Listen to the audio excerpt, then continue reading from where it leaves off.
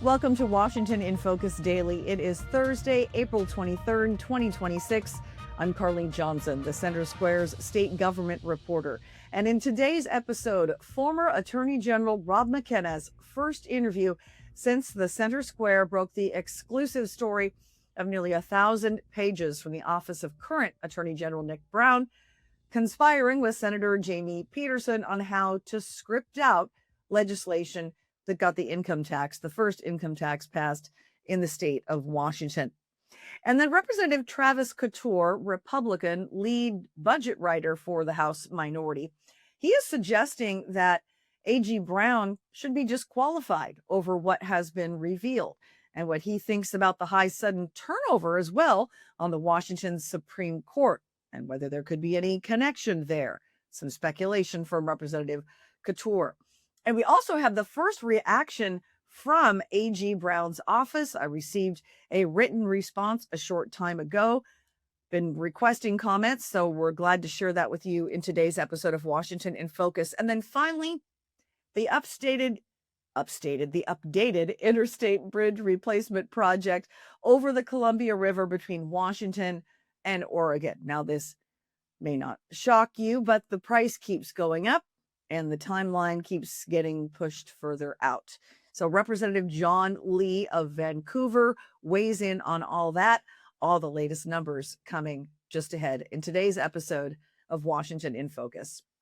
So let's dive in. My colleague TJ Martinell, who obtained nearly 1,000 pages of public records from the office of Washington Attorney General Nick Brown, detailing how crafters of the income tax worked hand in hand with the AG's office to come up with the best bill that would force the issue to go before the state Supreme Court and hopefully find a Supreme Court that was willing to overturn nearly 100 years of legal precedent.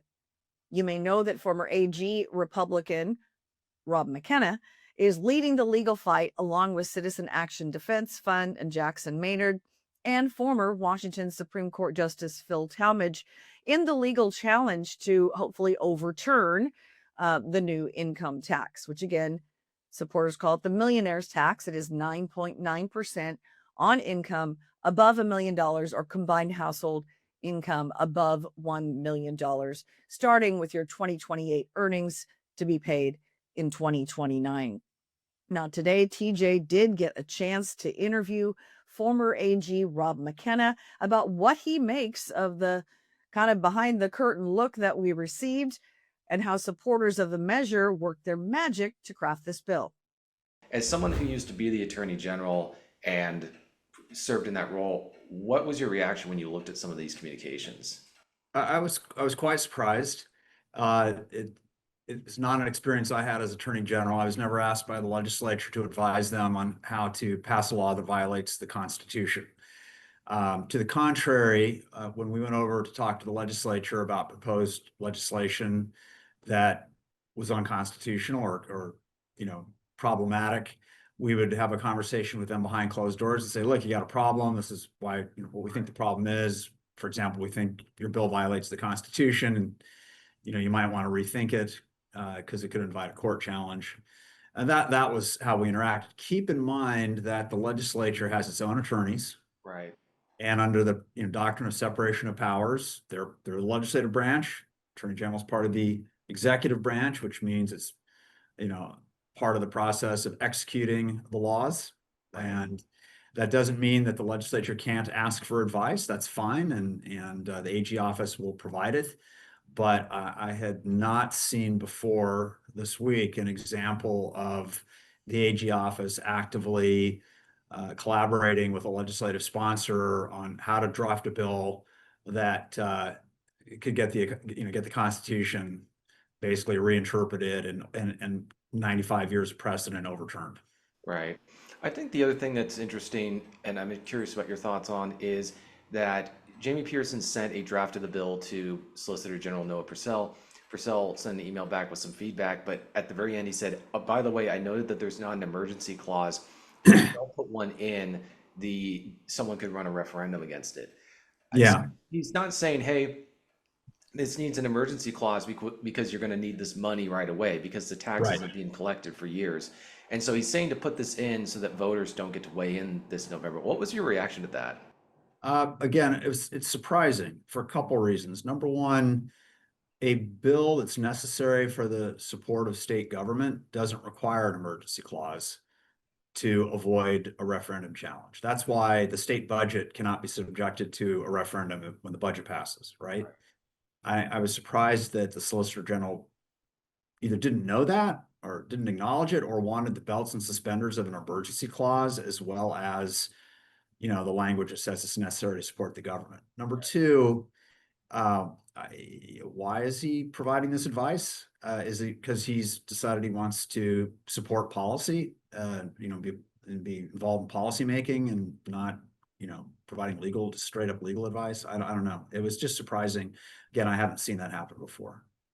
Yeah, it seems like the Attorney General's office is where they would go and say, "Hey, I want this bill to survive legal scrutiny. Could you Yes. provide some legal advice?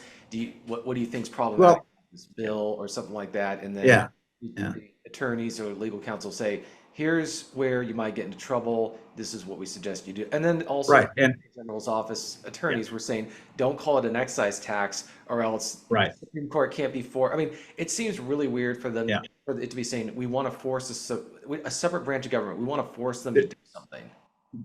Right. So TJ, the reason we have an elected attorney general in our state, an office established in the state constitution, is to have an independent officer and office that will defend the Constitution and the laws of the state. So, getting into the role of strategizing with a legislator on how to get around the Constitution, it just isn't right. It should not be done. Secondly, there was something noticeably absent, I think, from the records you took. So you can correct me if I'm wrong, but in the documents you posted that I reviewed, I didn't see anyone saying, "Hey, this proposed income tax you want, Senator, can be constitutional. You just have to do what every legislature before you has done since 1933, which is to put the votes together for a constitutional amendment, then send that to the voters, and the voters can vote on it." That's happened 6 times, starting in 1934, the year after the Colton decision. Right. No one said that, right? At least I didn't see any I documents. think what's also interesting is what he's implying is if there's a referendum, voters would overturn it. Well, exactly. I mean, the legislature and the legislative leadership here did everything they could and are doing everything they can to keep this this bill away from the voters. Unlike all the legislatures before them that said, okay, the public already amended the Constitution to create the broadest possible definition of income. It picks up every form of intangible property, literally everything intangible subject to ownership. Right. And of course, ownership is a hallmark of property. I'm waiting to hear the Solicitor General, the Attorney General, the Governor, the legislative sponsors explain why people don't own their incomes, why they don't have a property interest in their incomes. That's going to be a very interesting point. Yeah, I was looking through the legal memo that they sent Governor Ferguson's office, and they point to other states that do not treat income as property, but the issue there is that we put in a constitutional amendment that has the Right. broadest definition of property. That's right. In the 1930 voter pamphlet for the 14th Amendment explicitly states that the reason that they need this amendment is so that they can tax income at a Bingo. separate rate than Right. land, because this was in the middle of the Great Depression, property values Right. were falling, and that had been the bulk of where they were getting the revenue. So they Yep. said, we want to tax income, but it needs to be at a separate rate because you don't tax income at, like you don't a 9.9% tax on property would be. Here's a thought. Maybe the sponsors of Amendment 14 realized that if they said this will allow income to be taxed, people wouldn't be as excited about it. And instead, they just focused on income from stocks and bonds. But as you point out, it was income. Yeah. And there's no question that the amendment encompasses income because we have one of the two broadest definitions of property in America. We don't have to have them forever. We can amend our Constitution, for example, to exclude income from that definition of property, which currently says everything intangible subject to ownership. Right. And there have been six efforts to do that, six separate constitutional amendments that would have done something like that, that would have allowed one way or another a progressive income tax. And the voters rejected all of them. The last time was when Dan Evans was governor, and voters rejected a proposal 77% to 23%, right? Yeah. So that's it is interesting that, and disappointing that legislative leaders and now the Attorney General's office seem to be working so hard to keep this issue away from the voters. I think it's quite revealing. So, we'll see what the courts think. I'm curious also because there was a supplemental brief that was filed after my story broke in the lawsuit against the bills. People who filed the referendum and it was denied because of the emergency clause. Well, these emails show that the emergency clause was put there explicitly to prevent a referendum rather than because it was necessary to fund the budget. So Yeah, to be clear, it's not an emergency clause. An emergency clause is this bill takes effect immediately and is necessary for public safety and health. That's an emergency clause. This is the other way to okay. keep a bill away from a referendum vote. Also in the same part of the Constitution that lays out the referendum power. And it's the part that says that measures that are necessary for the support of the state government are also exempt. Okay. So they used those words to get their exemption. But I think what the challengers to that decision are saying is, well, this tax isn't going to be collected until 2029. Right. So how is it necessary to support the budget? I think that's the argument they're going to be making. Now, Representative Travis Couture, who is a Republican from the Allen Shelton area, he's also sharing his thoughts about the documents. Like others have told us, he kind of said, I'm not shocked, not really surprised, but it is enlightening to kind of see behind the curtain as to how these things were being collaborated on crafting the legislation. As we've noted, it is not illegal for lawmakers to ask for consult from the office of the Attorney General. Would it be okay if I wrote the bill this way? Is there any legal precedent that precludes me from writing legislation in this way? They often do that. But this is different. This went far beyond it based on the documents that my colleague TJ Martinell received. This went far beyond that. This was a constant back and forth with the Solicitor General actually making suggestions on how to keep the public from having a voice by attaching an emergency or necessity clause. Let's Go Washington, who is back in the effort, going to the state Supreme Court, in fact, next week, asking for the Secretary of State to be sort of overturned in his decision not to allow a referendum to proceed. Let's Go Washington is actually filing some additional documents with the state Supreme Court based on the Center Square's retention of these documents. They believe it may well play into their case. So we'll see if it in fact ends up playing into the actual lawsuit filed again by Cadiff and AG McKenna, former AG McKenna, in Klickitat County Superior Court. So here is part of my conversation with Representative Travis Couture. My first reaction, I guess, was that I'm not surprised at all. This is exactly how I've come to learn how Olympia operates. It's sometimes it's kind of just gross, but it doesn't surprise me at all. But that doesn't make it any less kind of shocking to the system, especially if you're kind of uninitiated in how Olympia works. I've always said Olympia is a place for special interests and elites now. The coastal elites, that's who the Democrats represent. And, if you are well connected with the folks in Olympia in the majority party, you can get what you need. You will get the money, you will get the laws passed, you will get whatever radical policy it is. And so that's kind of this in a microcosm, right? That it's on display here in these internal documents. And, I remember we had this 24 and a half hour floor fight in the House over the income tax. And in almost 25 hours, you could talk about every single part of that bill, and I did. I think I'm at least like a sixth of that entire debate is how long I spoke for it. But for instance, the marriage penalty. They're warning about the marriage penalty in these documents. The Attorney General's office is warning of that, and we warned about it many times on the House floor. Again, not a surprise. That's a huge problem.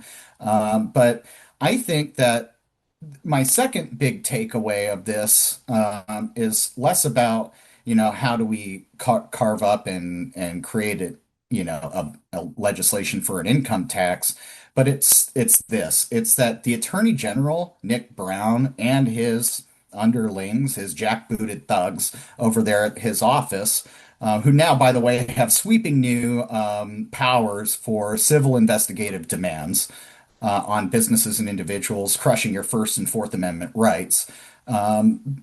Aside from that, they work for the people of Washington. Nick Brown was elected by the people of the state of Washington, whether they're Democrats, Republicans, or anywhere in between. And what I'm seeing in these documents is not an attorney general's office that works for the people. It's an attorney general's office that works for political insiders and for a few malfeasant senators and House representatives who happen to be in power. And the whole goal is so that they can help the majority party craft what they admit is a blatantly unconstitutional law that has many flaws, and in doing so, how could they side skirt and subvert the will of the people in this process? So not only were they not working for the people of the state of Washington in this process, but they were actively looking to sidestep the people of the state of Washington. Now, Representative Couture went so far as to say that A.G. Brown, because of what has been revealed, is unfit for office. He said these revelations prove that the office has been working against the people and really just for the elite and for insiders. And he believes it should result in consequences for A.G. Brown.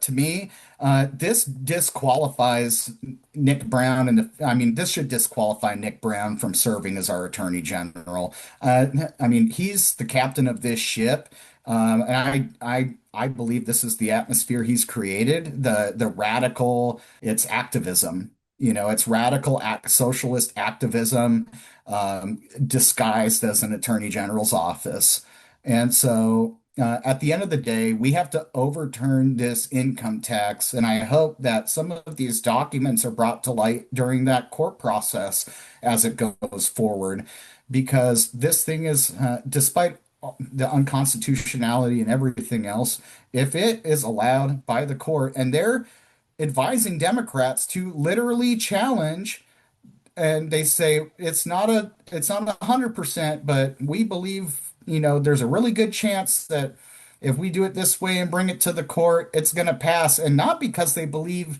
it's actually good law or constitutional, but because they have a stacked leftist court. I did reach out for comment to the office of Attorney General Nick Brown, and also sent them some comments from Representative Couture suggesting that, Nick Brown should be disqualified from office because of what has been revealed. And I received a response from Mike Falk, who is Brown's deputy communications director. We'll put that up for you. He started out by saying, "This is absurd. Nothing in the articles on this subject have found anything our office did improperly. We have a legal and professional obligation to advise our clients and will continue doing so in accordance with the law. Calling on the AG to resign when our office did nothing wrong is not only silly, it undermines efforts at accountability when state agencies or elected officials actually do things wrong." So again, that was a comment from the office of Nick Brown's deputy communications director, Mike Falk. And I also reached out to Senator Peterson's office. I did not receive a response. But here was something interesting. An unnamed Democrat who was one of several on the House side, I believe there were 8 on the House side, that voted against the income tax, Senate Bill 6346, upon final passage. This lawmaker did speak to me off the record today, sharing some concerns, and I'll paraphrase here a bit because I did not record the conversation, but I did have this lawmaker's permission to share some of their thoughts and logic as to, why they're not speaking out publicly since all this was revealed this week. And this lawmaker told me there would be a, quote, bigger target on my back if they spoke with us. This member told me that the center square, they were afraid of speaking with us at the center square, that there would be repercussions from Democratic leadership if they did so. And this Democratic member called leadership arrogant and said speaking out at this point would bring what the member called a swift and sure retribution. But this person added they were not at all surprised to learn of the collaboration between the AG's office and Senator Peterson on the income tax bill. We're still making every effort to get a hold of other Democrats, as well as those who supported it, didn't support it. Again, at this point, no one willing to speak on the record, but it was interesting to get those comments from the member who spoke to me today by phone off the record. And now to thing 3 for today's episode of Washington in Focus. It is the Interstate Bridge Replacement Project to tear down the bridges over the Columbia River between Washington and Oregon and replace them with a brand new bridge that includes light rail and bike lanes. And it has increased, you'll be surprised, in its amount, and the timeline for the complete build out now could be something like 20 years. And we've also learned this week that the plan is now to do this in phases, but of course the tolls are going to start right away. I spoke to Representative John Lee, Republican from Vancouver. He's been part of the team of folks who've been kind of working on design, or at least gets to sit in on the meetings. I don't know how much input he gets, but he tries. He's not a fan of the current design.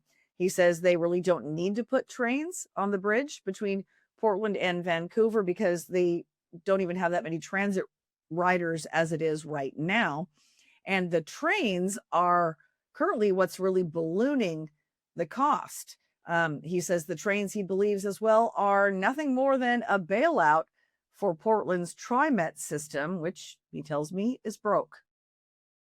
This is a light rail project in search of a bridge. As we have discussed before, Portland's TriMet is going bankrupt. They need a bailout, and if they can get billions of federal money, it helps them delay the inevitable. Last night at C-Tran, they also got a briefing on ridership. C-Tran, Clark Transportation Bus Company, is the only transit over the Columbia River into Portland, and they told the board 2,200 people a day.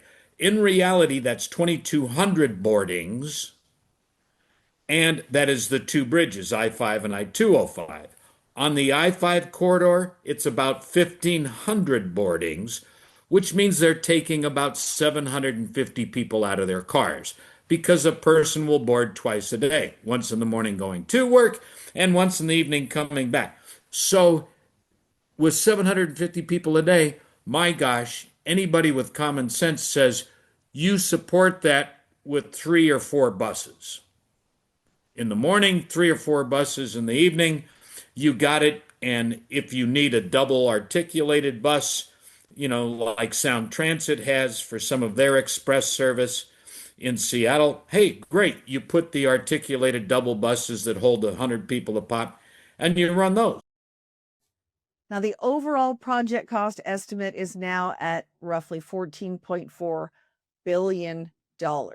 And phase 1, which deals mostly with the bridge work and extending light rail to a waterfront station on the Vancouver side, that's going to be about $7 billion. But what's interesting and what Representative Lee is concerned about is the platform on the Vancouver waterfront side, which initially was part of that phase 1. It won't have the rail yet. It won't have the trains, but it'll be the platform for the station there. It's going to be 90 feet above ground. That's the current design. So it will require an extensive stairwell system, elevators, of course, ramps. You can just imagine what they're going to have to do. And we're talking about 90 feet above Mother Earth. So that's going to be significant. He's concerned about that. And then the roughly $2 billion price tag that we had to bring light rail to the Vancouver waterfront across the new bridge went from $2 billion to $3.5 billion, we learned this week. And the feds haven't even signed off on their part of funding for a project with light rail across the bridge. Of course, former President Biden was a big fan of all these light rail projects, and they got lots of money. President Trump, not so much a fan of these gigantic projects that include light rail. Now, you can contrast what we're considering doing here for the Interstate Bridge project between Oregon and Washington with a project that just got the green light from the feds and an agreement for funding between Ohio and Kentucky. Design officials there aren't putting any trains on their new bridge. They're not putting any bike lanes in it. They're just doing a bridge with a bunch of general purpose lanes. And Representative Lee said, there's no reason we need to do what we're doing. And he pushes back on supporters of the current design with the trains who've said, we have to have the trains or we can't get the federal money. Bottom line, zero need. The program has claimed we must have high capacity transit in order to get federal funding. That's part of the lie they tell, half truth, whatever, is that right now, today, as we speak, Cincinnati, Ohio, and Northern Kentucky are building a bridge that was competing for the same money as the IBR is. They're building a 10-lane bridge, 5 in each direction, over the Ohio River, connecting from Northern Kentucky into Cincinnati, the Brent Spence Bridge. It competed and got about $1.6 billion in federal money. Zero transit component on it. So the IBR is telling a misnomer on we have to have it. No, you don't need it, and the $2.1 billion we've already gotten did not require, from the feds, did not require transit as a component of it. The only federal money that's now in doubt is the capital investment grant, which the feds will only pay half, at most, of the capital cost of a transit. So if, in this instance, it's $2 billion for the transit component, the feds will give you $1 billion, and the two states have to come up with the remaining $1 billion. Now today, with the new $3.5 billion, feds, will you give us half of that? Okay, $1.75 billion slush fund, none of which is needed from a rider or capacity standpoint. So now the updated timeline is for construction to potentially begin in 2028, and there will be tolls right away. As they build the new bridge, you're going to be tolled on the old bridge. They haven't set that amount. They've talked about sort of a rolling thing based on, traffic volumes, time of day, anywhere from about $1.50 up to $4.50. So that's going to be interesting. But the other unknown is driver behavior. You recall when the State Route 520 bridge opened, people avoided that like the plague, at least initially, and took I-90 across Lake Washington to avoid those tolls on the Evergreen Point floating bridge. And they didn't make as much money as they projected and ultimately had to raise the tolls and likely extend them forevermore. So we've got 205 as an option between Southwest Washington and the Oregon side. And a lot of people take that to avoid the congestion on I-5 across the Columbia River anyway. Will more people just do that? What will that do to 205 traffic? So there's so many unknowns here. And Representative Lee suggests they really need to just scale this thing way back, take the trains and bike lanes off it, do something like this other project. And he believes that's going to be a lot better for taxpayers and can get done a heck of a lot faster than potentially not being done with this until 2045. So that is it for today's episode of Washington in Focus Daily for this Thursday, April the 23rd of 2026. As always, thanks for watching.